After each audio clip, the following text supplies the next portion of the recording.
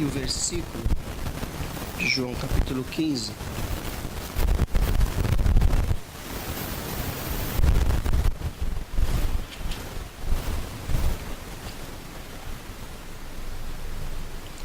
É o versículo 5, que diz assim: Eu sou a videira, vocês são os ramos.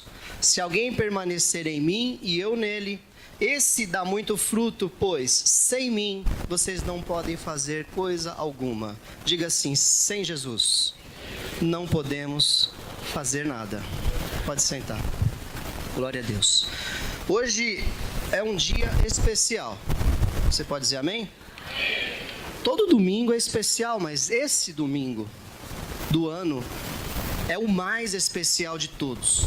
De todos os 52 domingos que tem no ano, esse é o mais importante para o cristianismo.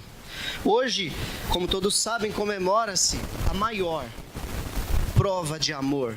Comemora-se a maior festa, comemora-se o maior milagre, comemora-se a maior festividade da história. Uma grande e maravilhosa história de amor, que é a Páscoa. A Páscoa, o dia em que o nosso Mestre ressuscita dos mortos. Essa é realmente a maior história de amor contada na palavra do Senhor e contada geração após geração, e nós não podemos esquecer disso. Mas essa Páscoa, esse dia especial, ele é a conclusão de um capítulo de uma história bem maior. Uma história que na vida terrena do nosso Mestre Jesus começa 3 anos e meio antes, aliás 33 anos e meio antes, quando cumpre-se ali uma profecia escrita pelo profeta Isaías, lá no seu capítulo 9, no versículo 6, quando ele diz que um menino nos nasceu, um filho nos foi dado, e todos os poderes e todos os príncipes estão debaixo do seu poder. E o seu nome será maravilhoso, conselheiro, Deus forte, Pai da eternidade, príncipe da paz.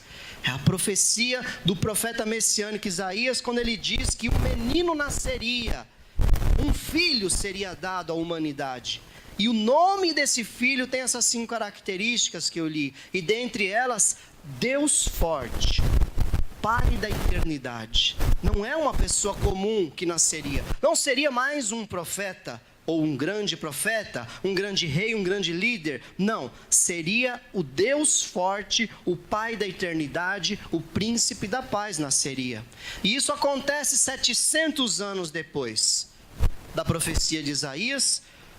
Lá na cidade de Belém, Maria grávida, com muita dificuldade, em cima de um jumentinho, vem para aquele grande censo, onde foram convocados aí as suas cidades natal, e ali ela dá a luz ali ao menino Jesus, e ali ele nasce.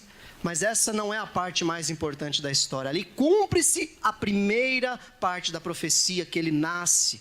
Inclusive o cristianismo nem dá ênfase ao nascimento tanto quanto à morte, porque a Bíblia deixa bem claro em muitos lugares: o fim sempre é melhor e mais importante do que o começo. Porque se Jesus, o Filho de Deus, tivesse nascido, mas não tivesse cumprido o propósito para o qual ele foi enviado, nada teria valor. Poderia ser o maior, como foi, anjos cantando no céu, Hosana, bendito aquele que vem em nome do Senhor. Veriam uma estrela no céu que apontava para um milagre acontecido naquela cidade. Tantos milagres aconteceram ali no nascimento de Jesus. Mas, diga assim para você mesmo: o meu fim é mais importante do que o meu começo. Então coloque sua vida no altar, na presença do Senhor, diariamente. Não deixe que o seu grande adversário, o diabo, não, o tempo, o seu inimigo grande é o tempo. O dia a dia vai passando e você vai se acostumando com a fé e vai deixando as coisas se tornarem casuais e normais. E como aconteceu com vários reis de Israel, começaram tão bem e terminaram tão mal, como por exemplo Salomão. Já outros começaram tão mal como Manassés, o pior rei que Israel teve. Por causa dele foi destruído Judá, mas termina a sua vida convertido, quebrantado e vai para o céu. E Salomão, que começou tão bem, o maior rei que Israel teve, termina desviado e vai para o inferno. Mas enfim, esse foi só um parênteses. O fim é mais importante do que o começo. E ali Jesus nasce, passa 30 anos da sua vida terrena, e ali ele é batizado no Rio Jordão, desce sobre ele o Espírito Santo, e ali começa agora o seu ministério de 3 anos e meio, que realmente é o que vai dar salvação para a humanidade. Jesus vai agora enviado ao deserto e tem a sua primeira grande vitória. 40 dias de jejum no deserto, Jesus passa ali sendo tentado por Satanás. A Bíblia diz que o Espírito Santo leva Jesus para o deserto com um único propósito: ser tentado pelo diabo. E ali naquelas tentações, as 3 registradas na palavra do Senhor, Jesus tem a sua primeira grande vitória. Jesus vence a tentação e vence Satanás. Começa o seu ministério terreno fazendo discípulos. Sai do deserto, homem de oração, homem de testemunho. Jesus era homem de bom exemplo, homem que participava, que cuidava da sua família, cuidava de Maria, cuidava dos seus irmãos, o filho mais velho ele era. Fez muitos milagres, operou muitos sinais, foi aclamado como rei, foi exaltado em muitos momentos, perseguido em outros momentos, mas durante seu ministério terreno, com exceção da última semana, foi muito glorificado, muito exaltado. Uma semana antes desse domingo que nós estamos comemorando hoje, ele faz um evento profetizado na palavra do Senhor. Eis que lá vem o seu rei humilde montado num jumentinho. E ele, montado num jumentinho, entra na cidade santa em Jerusalém, e ali todos clamam: Hosana, bendito aquele que vem em nome do Senhor. Hosana, bendito aquele que vem em nome do Senhor. E eles estendiam as palmeiras pelo chão, colocavam suas roupas, estendiam para que ele passasse como um rei e entrasse na cidade. E os fariseus diziam: mande eles se calarem, olha, você não está escutando o que eles estão falando. E Jesus diz a eles: se eles se calarem, até as pedras clamarão, porque tinha que se cumprir aquilo que estava escrito. E Jesus, na sua entrada triunfal, no auge do seu ministério, agora ele se recolhe na quinta-feira, essa passada agora, se recolhe com seus amigos, com seus 12 amigos, dentre eles Judas o traidor. Se recolhe com seus amigos num evento chamado ceia, onde ele prepara ali a Páscoa. A ceia do Senhor era a celebração da Páscoa. E ali ele separa o vinho, separa o pão, ministra algumas coisas. Aí eu posso imaginar agora o apóstolo João, como a Bíblia mostra, com seu ouvido apoiado no peito de Jesus, ouvindo as batidas do nosso mestre. Jesus é o príncipe da paz. Mesmo sabendo que ele entraria em grande agonia, com certeza o seu coração pulsava com muita paz e transmitia para aquele homem, o apóstolo do amor, uma grande tranquilidade. Ele ministra ali aquela ceia, dentre eles o traidor Judas sai da ceia, não fica até o fim da ceia, vai embora para traí-lo. Quando Jesus então vai àquele lugar que ele sempre ia, Judas sabia disso e leva ali os seus soldados do templo para prender o mestre. Chegando ali, Judas com um beijo traz Jesus, beija o seu rosto, e Jesus ainda o chama de amigo. Amigo, com um beijo você me trai? E ali Jesus é identificado como o líder daquela chamada seita dos nazarenos. É preso, passa a noite em sofrimento, na quinta para sexta, colocam uma coroa de espinhos em sua cabeça, batem nele, por causa de nós. Ele sofre espinhos de 5 centímetros de tamanho, envenenados, entravam na sua cabeça.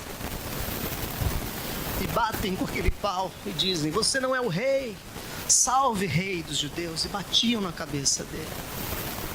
E ele sangrava, colocar um manto vermelho sobre um corpo que já havia sido dilacerado por dezenas de chicotadas que arrancaram a sua pele.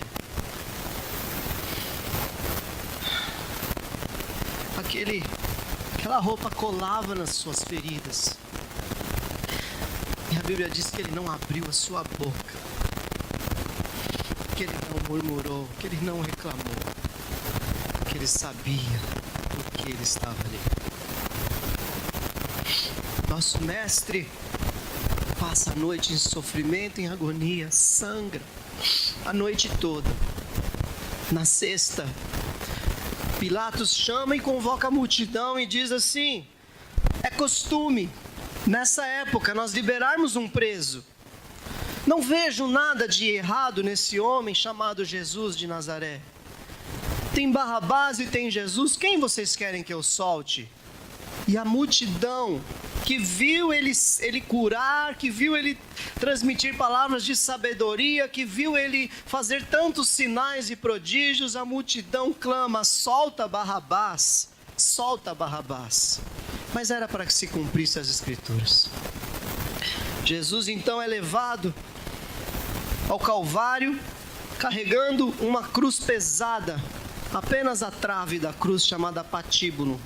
Coloca nas suas costas e vai levando na chamada Via Dolorosa, vai chegando ao seu lugar de martírio final. Tanta agonia, tanta dor, tanto sofrimento, que no meio do caminho, o corpo físico daquele homem, 100% homem, 100% Deus, mas agora 100% homem, ele cai, não suportando o peso. Um homem vem, um anônimo da multidão, ajuda a carregar até o final. E agora acontece a maior prova de amor. Quando ele é pregado naquele madeiro, que eles levantam aquele madeiro, diz a palavra do Senhor, que quando o Filho do Homem fosse levantado no madeiro, todos ele atrairia a ti. E ali eu, você e toda a humanidade fomos atraídos pelo amor do Senhor para aquela cruz, naquela cruz.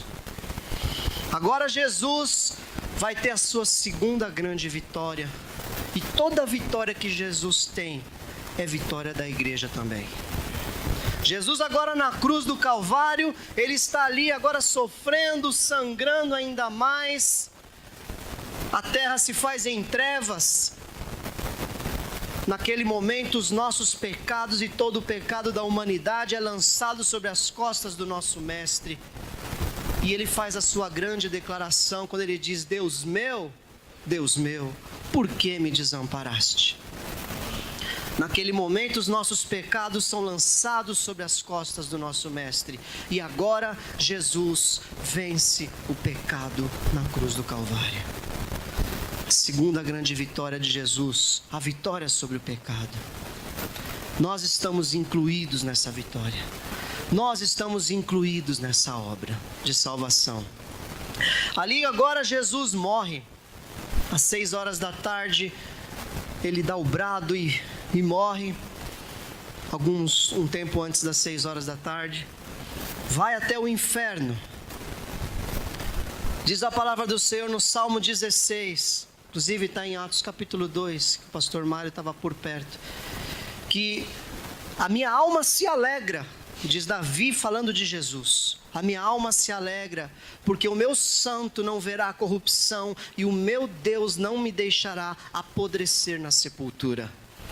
A palavra agora se cumpre, pois o nosso Mestre estava no inferno no nosso lugar, mas ele não cabia lá. Lá não tinha lugar para ele. Ele não merecia estar lá, ele não podia ficar lá. E Deus agora ressuscita o nosso Mestre e ele sai agora do inferno. Ele vence a morte e domingo de manhã, que é hoje, diz a palavra do Senhor, ele ressuscitou.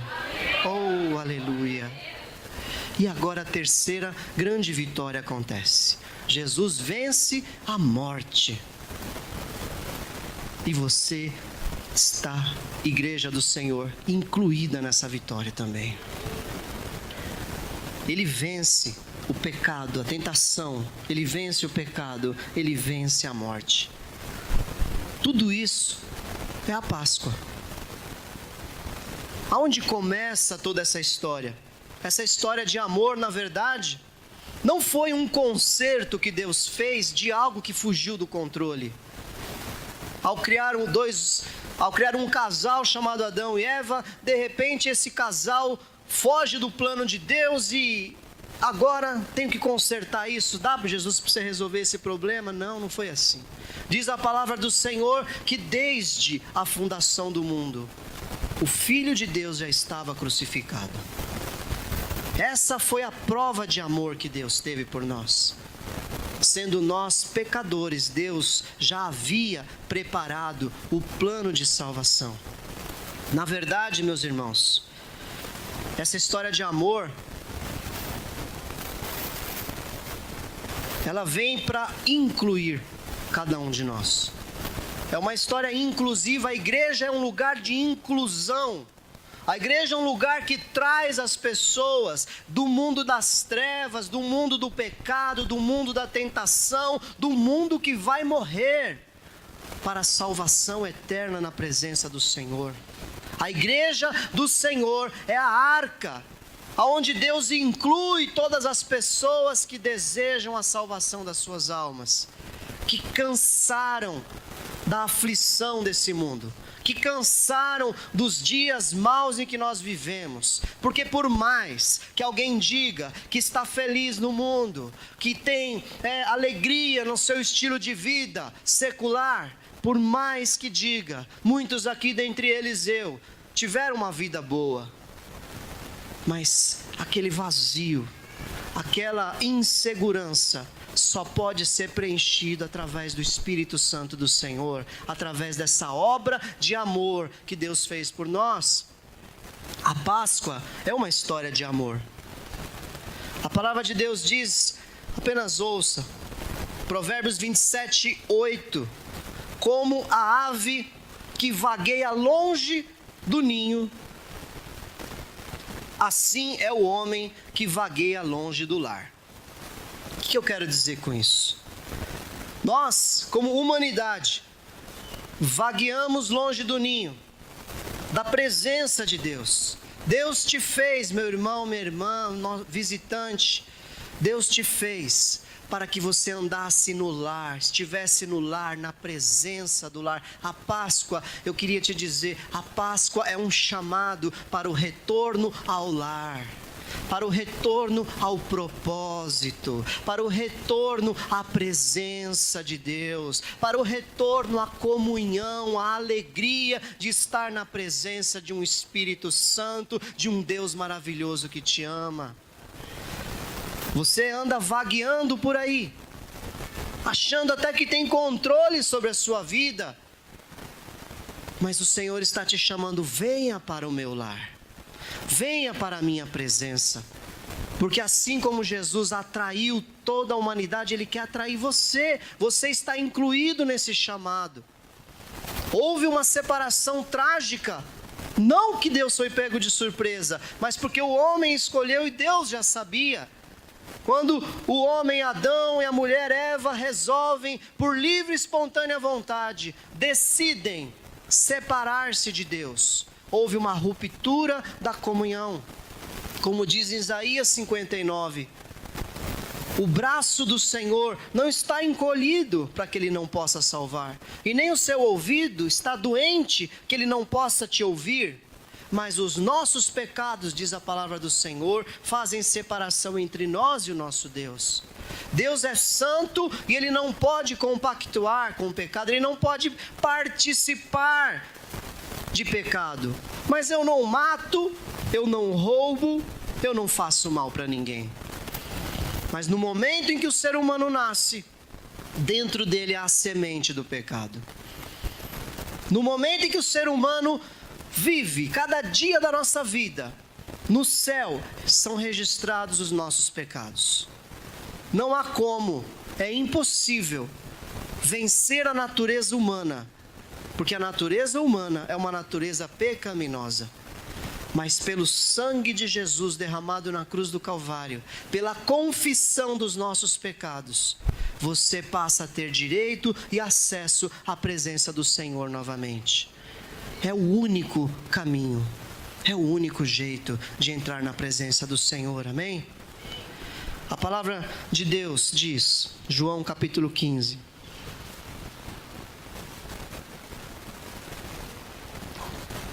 Antes, diz lá em 1 Coríntios 5, capítulo 7, a parte B, diz que Cristo, a nossa Páscoa, foi sacrificado por nós.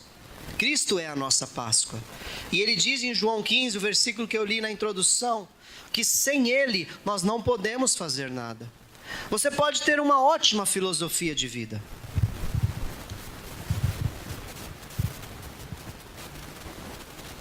Você pode ter bons princípios e valores. Que bom, continue tendo. Você pode ter até um coração abençoador. Você pode ter achado que encontrou um caminho alternativo. Mas a palavra de Deus diz que sem Jesus nós não podemos fazer nada. Podemos até ter uma vida muito boa diante da sociedade que nós vivemos. Mas quando você coloca a sua cabeça no travesseiro, ou quando você passa por um momento de grande aflição, como a Tânia passou e compartilhou conosco, qual é a sua esperança nesse momento? Aonde você está realmente apegado? Você tem convicção de que quando o seu coração parar de bater, você parar de respirar, no próximo instante, você tem convicção, 100% de certeza, para onde vai a sua alma?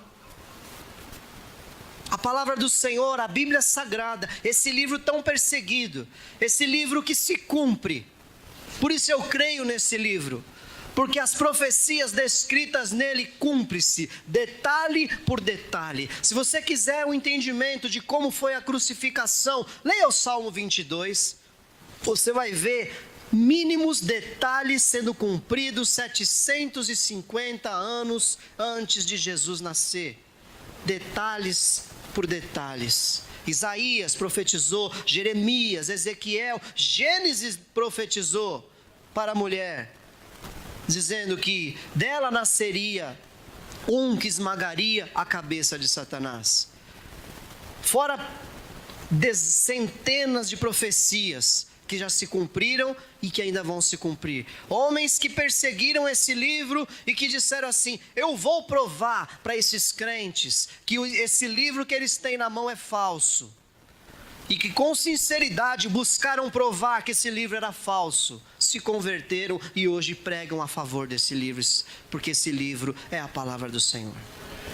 E esse livro registra a maior história de amor que nós podemos viver e a única forma de nós chegarmos ao céu. João 14, versículo 6, Jesus diz: eu sou o caminho, a verdade e a vida, e ninguém vem ao Pai senão por mim. Não há outro modo, não há outro caminho, não há outro jeito, não há outra forma. E aqui eu não estou falando de uma placa denominacional chamada Comunidade da Família, Ministério Nova Jerusalém, Deus é Amor, Assembleia de Deus, Batista, Metodista, Luterana. Não estou falando disso, estou falando do Salvador das nossas almas, Jesus Cristo nosso Senhor. Ele é o caminho, a verdade e a vida.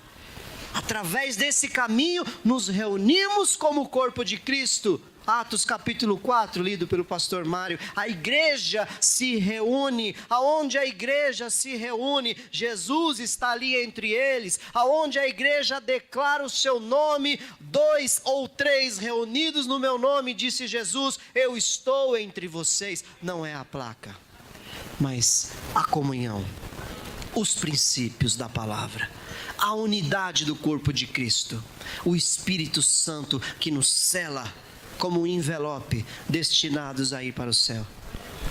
Diz a palavra do Senhor, João 15, eu sou a videira verdadeira, meu pai é o agricultor. Todo ramo que estando em mim, diga assim, estando em mim, e não dá fruto, ele corta. E todo que dá fruto, ele poda, para que dê mais fruto ainda. Vocês já estão limpos pela palavra que lhes tenho falado. Permaneçam em mim, e eu permanecerei em vocês. Nenhum ramo pode dar fruto por si mesmo, se não permanecer na videira. Vocês também não podem dar fruto, se não permanecerem em mim. Eu sou a videira, vocês são os ramos. Se alguém permanecer em mim e eu nele, esse dá muito fruto, pois sem mim vocês não podem fazer coisa alguma. Se alguém permanecer em mim, será como o ramo que é jogado fora. Se alguém não permanecer em mim, será como o ramo que é jogado fora e seca. Tais ramos são apanhados, lançados ao fogo e queimados. Se vocês permanecerem em mim, e as minhas palavras permanecerem em vocês, pedirão o que quiserem e lhes será concedido. Nesse texto, Jesus mostra como é estar, o que é realmente ser um cristão. Estar em Cristo. Imagine uma videira, aquela árvore que produz uvas.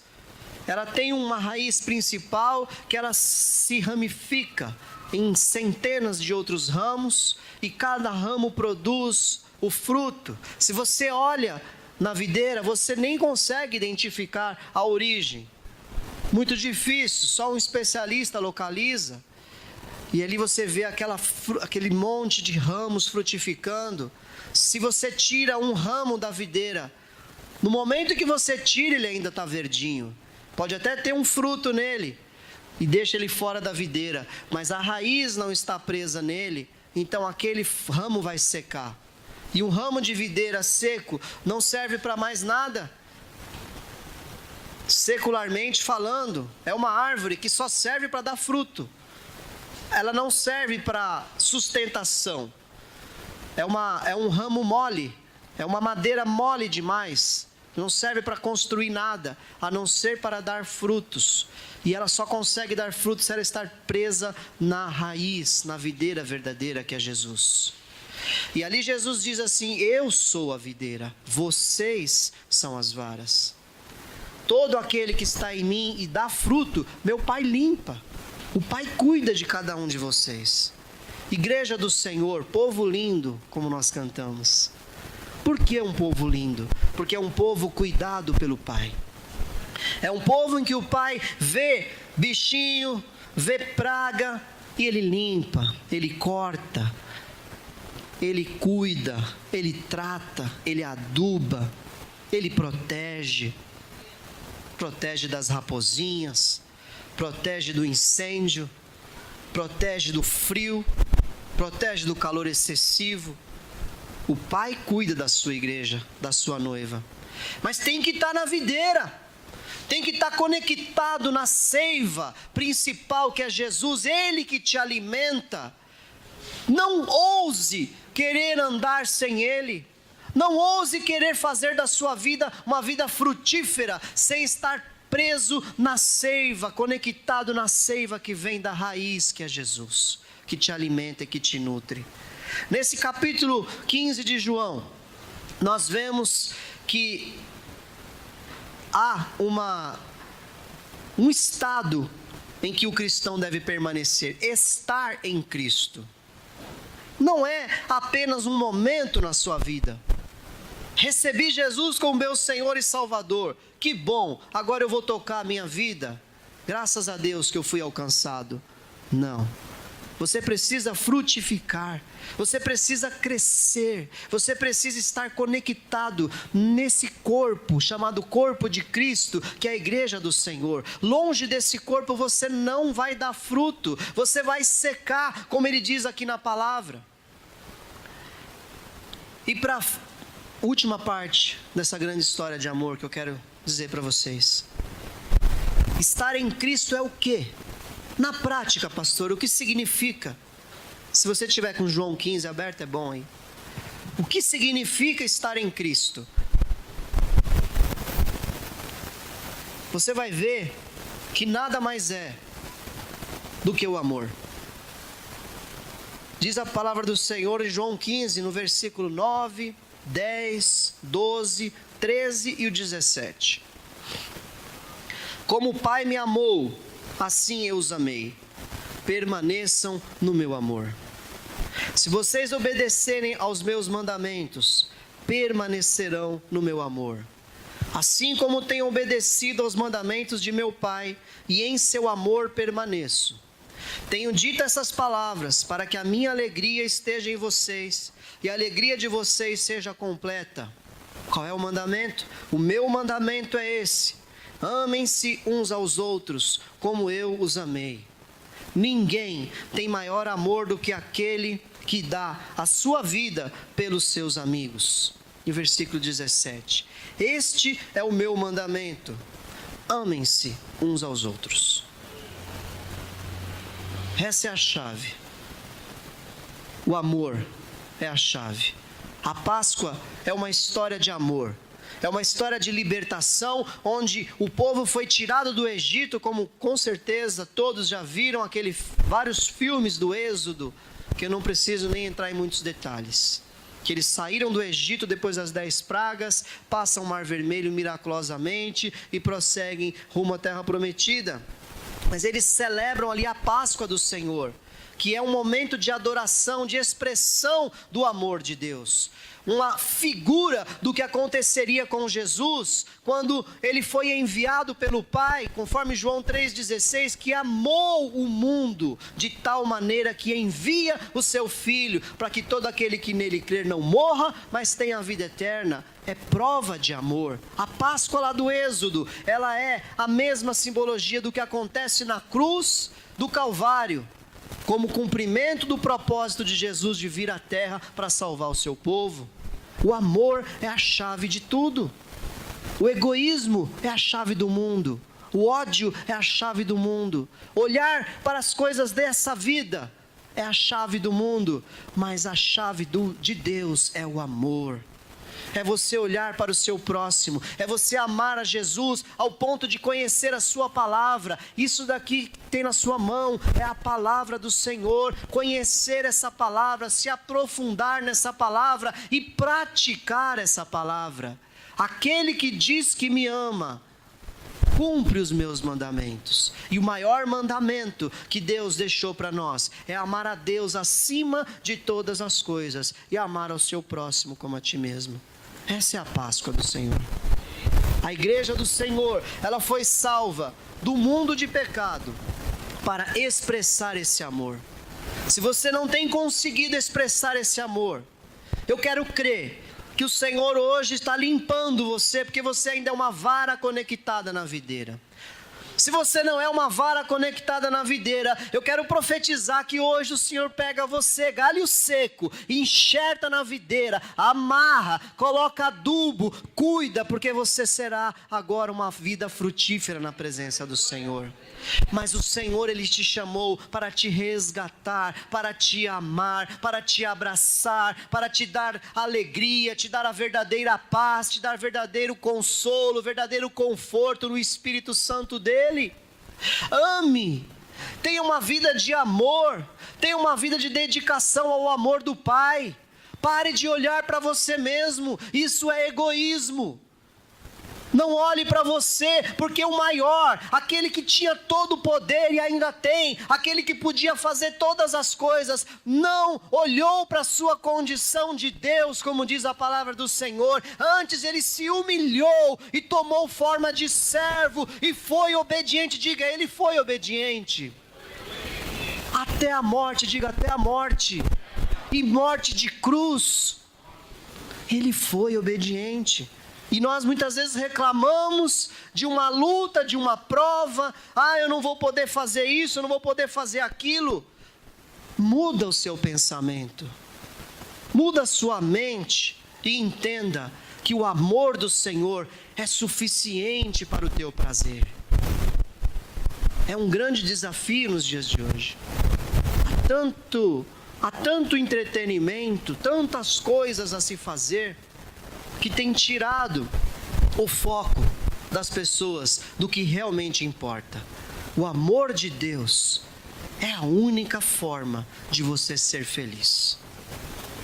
Diga assim: o amor de Deus é a única forma de sermos felizes. Glória a Deus. Queria que você fechasse os seus olhos.